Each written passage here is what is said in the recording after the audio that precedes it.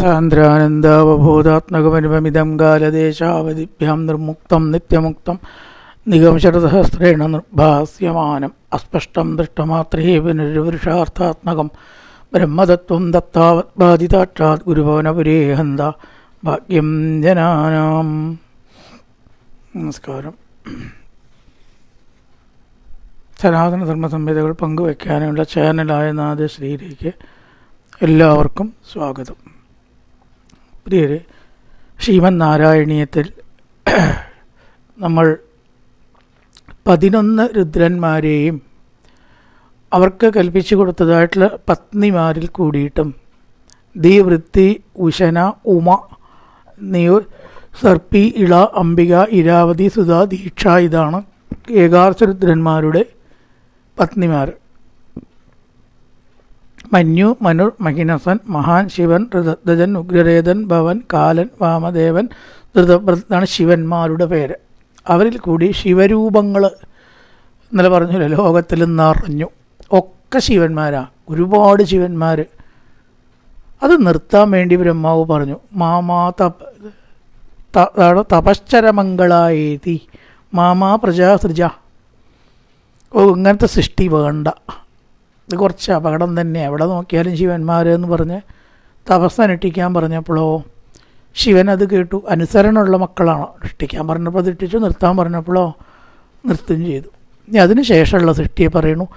തസ്യാഥ സർഗരസികസ്യ മരീചിരത്രിസ്തത്രാംഗിരാകൃതമുനി പുലഹ പുലസ്ത്യ അംഗാതജായത ഭൃഗുശ്ച വസിഷ്ഠദക്ഷൗ ശ്രീനാരദശ്ച ഭഗവൻ ഭവതംഘ്രിദാസ. പിന്നീട് തെറ്റിച്ചതായിട്ടുള്ള ചില കാര്യങ്ങൾ. മരീചി, അത്രി, അങ്കിരസ്, ക്രതു, പുലഹൻ, പുലസ്ത്യൻ, ദക്ഷൻ, ഭൃഗു, വസിഷ്ഠൻ, നാരദൻ, ഇങ്ങനെ 11 കാര്യങ്ങൾ ആളുകളെയാണ്, സജ്ജനങ്ങളെ തെറ്റിച്ചു. ഇവർ ശിവരൂപികളല്ല, സാധാരണ മനുഷ്യരൂപങ്ങൾ. സർഗരസികസ്യ, സർഗത്തിൽ താല്പര്യമുള്ള, സർഗം സൃഷ്ടിയിൽ താല്പര്യമുള്ളതായ ബ്രഹ്മാവിൻ്റെ ഓരോ ശരീരഭാഗത്തിൽ നിന്ന് ഓരോന്നുണ്ടായി. ആ ശരീരഭാഗം സ്പർശിച്ചിട്ട് പറയുകയാണ് ഉണ്ടാവട്ടെ. അങ്ങനെ പല ശരീരഭാഗങ്ങൾ സ്പർശിച്ച് പലതും ബ്രഹ്മദേവൻ സൃഷ്ടിച്ചു. അത് പറഞ്ഞതോടുകൂടി അതാണ്ട് ഉണ്ടാവുകയാണ്. ആദ്യം സൃഷ്ടിച്ചത് മരീചി എന്ന് പറഞ്ഞിട്ട് മഹർഷിയാണ്. പിന്നെ അത്രി മഹർഷി, അങ്കിരസ്, അതുപോലെ ക്രതു, പുലഹൻ, പുലസ്ത്യൻ, ഭൃഗു, ഇവർ അജായത, ഇവരുണ്ടായി. ഒക്കെ മഹർഷിമാരാണ്. ആദ്യ സൃഷ്ടികളൊക്കെ ഋഷിമാരാത്രേ. മരീചി, അത്രി, അങ്കിരസ്, ക്രതുമുനി, പുലഹൻ, പുലസ്ത്യൻ എന്നിങ്ങനെ 6 മഹർഷിമാരെ സൃഷ്ടിച്ചു. ഇതാണ് ലോകത്തിലെ ആദ്യ സൃഷ്ടി. മരീചി, അത്രി എന്ന് പറഞ്ഞാൽ ത്രിഗുണങ്ങളില്ലാത്തത് എന്നാണ് വാക്കിൻ്റെ അർത്ഥം. 3 അത്രി, 3 ഇല്ലാത്തത്. ഒരു സാത്വിക രാജ താമസ ഗുണങ്ങൾക്ക് അപ്പുറത്താണ്. അങ്കിരസ്, ക്രതു, പുലഹൻ, പുലസ്ത്യൻ, ഭൃഗു, ഇങ്ങനെ 7 സൃഷ്ടി ആദ്യം ഉണ്ടായി. അജായത, ഭൃഗു അജായത. മരീചി, അത്രി, അങ്കിര, മുനി, പുലഹ, പുലസ്യ, ഭൃഗുച അജായത. ഈ 7 മഹർഷിമാർ സൃഷ്ടിച്ചു. ഇനി അടുത്തതായിട്ട് വസിഷ്ഠദക്ഷൗച, പെരുവിരലിൽ നിന്നാണ് അത്രയും ദക്ഷനുണ്ടായത്. പിന്നെ വസിഷ്ഠനും ദക്ഷനും ഉണ്ടായി. വസിഷ്ഠനും ഉണ്ടായി, ദക്ഷനും ഉണ്ടായി. ഇപ്പം 7, 2, 9 നീ ശ്രീനാരദശ്ച ഭഗവാൻ ഭവതംഘ്രിദാസ, ശ്രീനാരദനും ഉണ്ടായി. അംഗാത്, ശരീരവും ശരീരാവയവങ്ങളും എന്നൊക്കെയാണ്. ശ്രീനാരദൻ, ഭഗവത് ഭക്തനായിട്ട് ശ്രീനാരദനും ഉണ്ടായി. മരീചി, അത്രി, അങ്കിരസ്, ക്രതു, പുലഹൻ, പുലസ്ത്യൻ, 7 ഋഷിമാർ. പിന്നെ ഉണ്ടായത്ര ഭൃഗു ഉണ്ടായി. പുലസ്ത്യനടക്കം 8 വരും, ഭൃഗു അടക്കം. ഭൃഗുന്നും കൂട്ടിച്ചേർത്ത 8ആയി. മരീചി, അത്രി, അങ്കിരസ്, ക്രതുമുനി, പുലഹൻ, പുലസ്ത്യൻ, ഭൃഗു അങ്കിരസ്, ക്രതു, പുലഹൻ, പുലസ്ത്യൻ, ഭൃഗു 7 ഭൃഗു അടക്കമുള്ളത് 7 പിന്നെ വസിഷ്ഠനും ദക്ഷനും 7, 2, 9, ശ്രീ നാരദനും 10. ഈ 10 സിട്ടിയാണ് ഉണ്ടായത്. ശ്രീ നാരദശ്ച ഭഗവൻ ഭവതംഗ്രി ദാസ അംഗാദജായത ഭൃഗുശ്ച വസിഷ്ഠ ദക്ഷു. ശരീരാംഗങ്ങളിൽ നിന്ന് ദക്ഷൻ വസിഷ്ഠനും ഉണ്ടായി. അങ്ങനെ പെരുവിരലിൽ നിന്നാണ് ദക്ഷൻ ഉണ്ടായത് എന്നാണ്. മടിയിൽ നിന്നാണ് അത്രേ നാരദൻ ഉണ്ടായത്. മടിയിൽ നിന്ന്. അത്രി കണ്ണിൽ നിന്നുണ്ടായി എന്നും അങ്കിരസ് മുഖത്തിൽ നിന്നുണ്ടായി എന്നും പറയുന്നു. ക്രതു കയ്യിൽ നിന്നാണ് ഉണ്ടായത്. ഭൃഗു ത്വക്കിൽ നിന്നാണ് ഉണ്ടായത്. വസിഷ്ഠൻ പ്രാണവായുവിൽ നിന്നും, ദക്ഷൻ പെരുവിരലിൽ നിന്നും, നാരദൻ മടിയിൽ നിന്നും ഉണ്ടായി. മരീചി മനസ്സിൽ നിന്നും ഉണ്ടായി. ഒക്കെ ഭാഗവതത്തിൽ വിസ്തരിച്ച് പറയുന്നു. ഇവിടെ ചുരുക്കി പറഞ്ഞു, ഇത്രയേ ഉള്ളൂ. മരീചി മനസ്സിൽ നിന്ന്, അത്രി കണ്ണിൽ നിന്ന്, അങ്കിരസ് മുഖത്തു നിന്ന്, ക്രതുമുനി കയ്യിൽ നിന്ന്, ഭൃഗു ത്വക്കിൽ നിന്ന്, വസിഷ്ഠൻ പ്രാണനിൽ നിന്ന്, ദക്ഷൻ പെരുവിരലിൽ നിന്ന്, നാരദൻ മടിയിൽ നിന്നും ആണ് ഉണ്ടായത്. അങ്ങനെയുള്ള 10 സൃഷ്ടി എവിടെ പറഞ്ഞു? തസ്യാഥ, അതിനുശേഷം നേരത്തെ പറഞ്ഞതിൽ നിന്ന് അനന്തരം, സർഗരസികസ്യ, സൃഷ്ടിയിൽ വ്യാപിച്ചിരുന്ന, സൃഷ്ടിയിൽ തന്നെ തൽപരനായിരുന്ന ബ്രഹ്മാവിന് മാവിൽ നിന്ന് എന്തുണ്ടായി?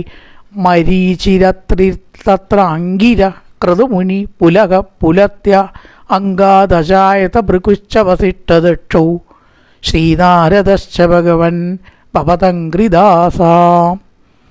ഓരോരോ അവയവങ്ങളിൽ നിന്ന് ഓരോന്ന് ക്രമത്തിൽ മനസ്സിൽ നിന്ന് മരീചി, കണ്ണിൽ നിന്ന് അത്രി, മുഖത്തിൽ നിന്ന് അങ്കിരസ്, കയ്യിൽ നിന്ന് ക്രതു, ത്വക്കിൽ നിന്ന് ഭൃഗു, പ്രാണനിൽ നിന്ന് വസിഷ്ഠൻ, പെരുവിരലിൽ നിന്ന് ദക്ഷൻ, മടിയിൽ നിന്ന് നാരദൻ എന്ന ക്രമത്തിലുള്ള 10 സൃഷ്ടിയാണ് ഉണ്ടായത്.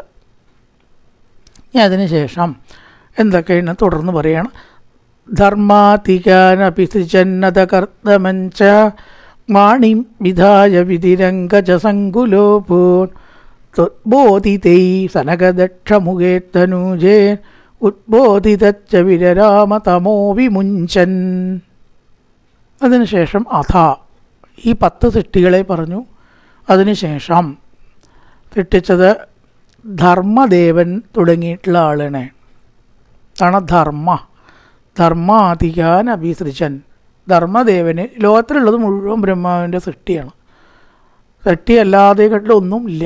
ബ്രഹ്മാവിൻ്റെ സൃഷ്ടി അല്ലാണ്ട് വേറൊന്നും ഇല്ല. ധർമാധികാൻ അഭിസൃജൻ, അത് ആ ധർമ്മദേവനെയാണ് പിന്നീട് സൃഷ്ടിച്ചത്.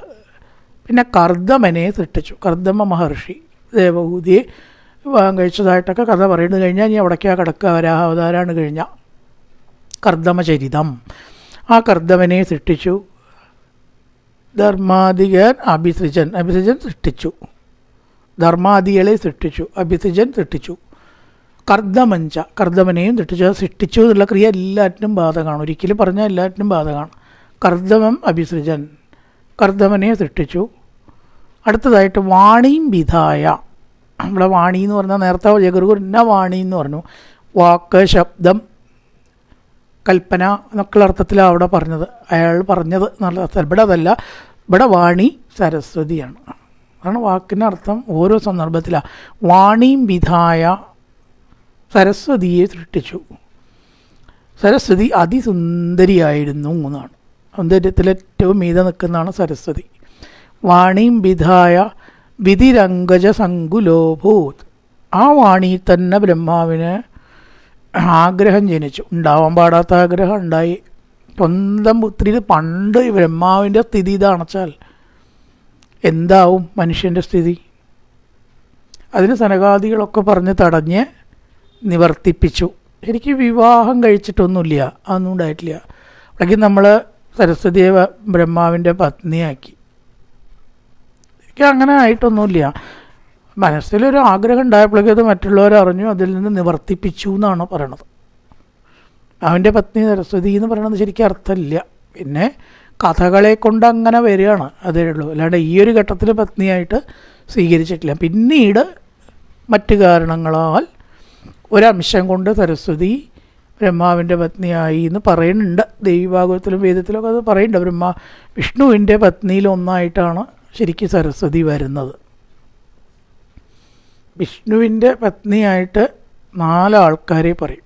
വേദപ്രസിദ്ധമാകുന്നു എന്ന് ദേവീഭാഗവത്തിൽ കാണാം. അതിലത്തെ ഒന്നാണ് തുളസി, ഗംഗ, ലക്ഷ്മി, സരസ്വതി. ഗംഗയുണ്ട്. ഗംഗ, ലക്ഷ്മി, സരസ്വതി, തുളസി ഇതൊക്കെ വിഷ്ണുവിൻ്റെ പത്നിമാരാണ്. അപ്പോൾ സരസ്വതി ആരുടെ പത്നിയാണ്? വിഷ്ണുവിൻ്റെ പത്നിയായിട്ടുള്ളൂ. ബ്രഹ്മാവിൻ്റെ ഒരംശം കൊണ്ട് പത്നിയായിരിക്കാൻ എന്തോ ചില ശാപങ്ങളുടെ കഥകളുണ്ട്. അതിനൊക്കെ കുറേ കഥയുണ്ട്. ഇവിടെ പ്രസിദ്ധിയുള്ള കഥകളല്ലാത്തതുകൊണ്ടാണ് എനിക്ക് പോകാത്തത്. ദൈവത്തിൽ പറയേണ്ട ശാപം കൊണ്ട് സരസ്വതി നദിയായിട്ട് ഒഴുകി എന്നും ശാപമോക്ഷപ്രകാരം ബ്രഹ്മാവിൻ്റെ പത്നിയാവാൻ പറഞ്ഞു. ഒരംശം കൊണ്ട് വിഷ്ണു പത്നി, വേറൊരംശം കൊണ്ട് അങ്ങനെയൊക്കെ ഉണ്ടാവുമോ? ദേവീദേവന്മാരുടെ വിധം നമ്മുടെ വിധത്തിനനുസരിച്ചല്ല, വ്യത്യാസമുണ്ട്. നമുക്ക് പറ്റാത്തത്, നമുക്ക് അരുതാത്തത്, നമുക്കൊരിക്കലും സാധിക്കാത്തത് അവർക്ക് സാധിക്കും. അതുകൊണ്ടൊക്കെ ശരിക്കും ഒരു ബ്രഹ്മാവിന് ആ സമയത്ത് ഒരു നൈമിഷികമായ തോന്നലേ ഉണ്ടായിട്ടുള്ളൂ, പിന്നീട് ഉണ്ടായിട്ടില്ല. അതാണ് വാണിയും വിധായ. വാണിയെ സൃഷ്ടിച്ചു, സരസ്വതിയെ സൃഷ്ടിച്ചു. അങ്കജസങ്കുലോഭൂത്, കാമാസക്തി. സരസ്വതിയെ വേണ്ടാത്ത ദൃഷ്ടിയിൽ കൂടെ, കാമമായിട്ട ദൃഷ്ടിയിൽ കൂടെ കണ്ടു.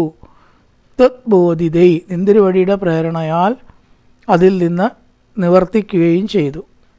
അയ്യേ, താൻ എന്താണ് ഈ ചെയ്യുന്നത്, താൻ എന്താണ് മനസ്സങ്ങനെ കൊണ്ടുപോകുന്നത് ചിന്തിച്ച് അതിൽ നിന്ന് നിവർത്തിക്കുകയും ചെയ്തു. സനകദക്ഷമുഖൈ തനൂജൈ ബോധിത. സനകന്മാർ, ദക്ഷന്മാർ മുതലായിട്ടുള്ളവർ, അവരെ പ്രേരിപ്പിച്ചത് ഭഗവാനാണ്. നിന്തിരുവടിയുടെ പ്രേരണയാൽ ആര് ബ്രഹ്മാവിനെ തടഞ്ഞു? ഭഗവാൻ നേരിട്ടല്ല തടഞ്ഞത്. സനകാദികളും മുതലായിട്ടുള്ള മക്കൾ, അവരൊക്കെ ബ്രഹ്മാവിൻ്റെ മക്കളാണ് സനകാദികൾ. അവരാൽ തടയപ്പെട്ടു. അത് ഈശ്വര പ്രേരണ കൊണ്ടാണ്. ഭഗവാന്റെ പ്രേരണയാൽ, സർവേശ്വര അങ്ങയുടെ പ്രേരണ കൊണ്ട് സനകാദികൾ അച്ഛനെ നിയന്ത്രിക്കേണ്ടി വന്നു. അച്ഛാ, ഈ ചെയ്യുന്നത് ശരിയല്ലല്ലോ എന്ന അവരുടെ പ്രേരണ പ്രകാരം ഉദ്ബോധിത, പ്രബോധിക്കപ്പെട്ടിട്ട് അതിൽ നിന്ന് നിവർത്തിച്ചു. വിരരാമ, വിരരാമ എന്ന് പറഞ്ഞാൽ ക്രിയയായിട്ട് പറയുമ്പോൾ അവിടെ നിന്ന് വിരമിച്ചു, പിന്മാറുകയും ചെയ്തു, വേണ്ടാന്ന് വെച്ചു. അവിടെ അവസാനിപ്പിച്ചു. ആ ആഗ്രഹത്തിനെ മുന്നോട്ട് കൊണ്ടുപോയില്ല. ഇതാണ് അതിൽ പറഞ്ഞത്. സരസ്വതിയെ സൃഷ്ടിച്ചു. സരസ്വതിയിൽ അരുതാത്ത ആഗ്രഹം ഉണ്ടായി. സനകാദികൾ ഈശ്വരപ്രേരിതമായിട്ട് അവരെ തടഞ്ഞു. അതിൻ്റെയും കാരണം ഈശ്വരനാണ്, അങ്ങാണ്, ഗുരുവായൂരപ്പ അങ്ങാണ്. അങ്ങയുടെ പ്രേരണ അവരെന്ത് ചെയ്തു? അച്ഛനെ ആ പ്രവൃത്തി, തെറ്റായ പ്രവൃത്തിയിൽ നിന്ന് തടഞ്ഞു. ധർമാധികാൻ അഭിധജന്നത കർദ്ദമഞ്ച. വാണിയും, 2 സൃഷ്ടിയായാലും പറയണം. വാണിയും വിധായ വിധിരംഗജസങ്കുലോപോ. വാണിയും വിധായ വരെ സൃഷ്ടിയുള്ളൂ, 2 സൃഷ്ടിയാണ്. ബാക്കിയൊക്കെ ആ സൃഷ്ടിയെ സരസ്വതിയെ കുറിച്ചിട്ടാണ് പറഞ്ഞിരിക്കുന്നത്. വിധി എന്ന് പറഞ്ഞാൽ ബ്രഹ്മാവ്, അങ്കജ എന്ന് പറഞ്ഞാൽ കാമ ആസക്തി. വിധി അങ്കജസങ്കുലോഭൂത്. ബ്രഹ്മാവ് അങ്കജമായിട്ടുള്ള മനസ്സ് കാമാസക്തമായി. അപ്പോൾ ഭഗവാനാ പ്രേരിക്കപ്പെട്ടിട്ട് ആര് ചെയ്തു? സനകാദികൾ തടഞ്ഞു. തദ്ബോധിതൈ, അങ്ങയാൽ പ്രേരിക്കപ്പെട്ടിട്ട് സനകദക്ഷമുഖൈ, സനകന്മാർ, ദക്ഷന്മാർ മുതലായവർ, മുഖൈ മുതലായ എക്സിട്ര ഇംഗ്ലീഷ് പറയണ ഈ മുഖൈ, സനകൻ, ദക്ഷൻ മുതലായവരാൽ ഉദ്ബോധിക്കപ്പെട്ട്, പ്രബോധനം കൊടുത്ത്, ഓർമ്മിപ്പിച്ചത് കൊണ്ട് വിരരാമ, അതിൽ നിന്ന് പിന്മാറി, തമോ വിമുഞ്ചൻ, അജ്ഞാനത്തെ വെടിഞ്ഞു. നല്ലൊരു പ്രഭാതം എല്ലാവർക്കും ആശംസിച്ചുകൊണ്ട് നിർത്തുന്നു. നമസ്കാരം.